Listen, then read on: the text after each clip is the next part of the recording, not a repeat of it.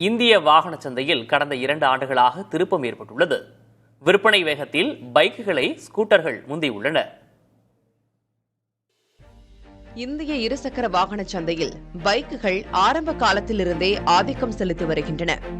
எரிபொருள் செலவு குறைவு, இந்திய சாலைகளுக்கு ஏற்றவை என இதற்கான காரணங்கள் நீள்கின்றன. தற்போதும் இவை இந்திய இருசக்கர வாகன சந்தையில் சுமார் 68 விழுக்காடு பங்கையும், ஸ்கூட்டர்கள் 31 விழுக்காடு பங்களிப்பையும், மொபட்டுகள் 1 விழுக்காடு பங்களிப்பையும் பெற்றுள்ளன.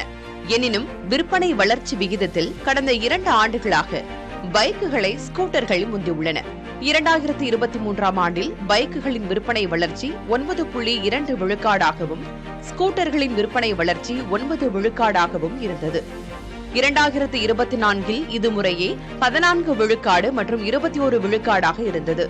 2025இல் முதல் 10 மாதங்களில் பைக்குகளின் விற்பனை வளர்ச்சி வீதம் 1 விழுக்காடு குறைந்தது. ஆனால் ஸ்கூட்டர்களின் விற்பனை வளர்ச்சி வீதம் 10.7 விழுக்காடாக இருந்தது.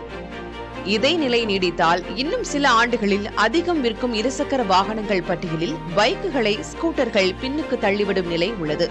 பெண்களின் பொருளாதார முன்னேற்றம், நெரிசல் மிகுந்த நகரங்களில் ஓட்ட எளிதானவை, பொருள் விநியோக சேவைக்கு ஏற்ற வாகனமாக இருப்பது, பராமரிப்பு செலவு குறைவு என இதற்கு பல காரணங்கள் கூறப்படுகின்றன.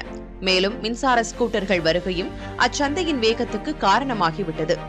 2026இல் ஸ்கூட்டர்களின் விற்பனை மேலும் வேகம் எடுக்கும் என்று பிரபல சந்தை மதிப்பீட்டு நிறுவனங்களான கேரேஜ், இக்ரா ஆகியவை கணித்துள்ளன.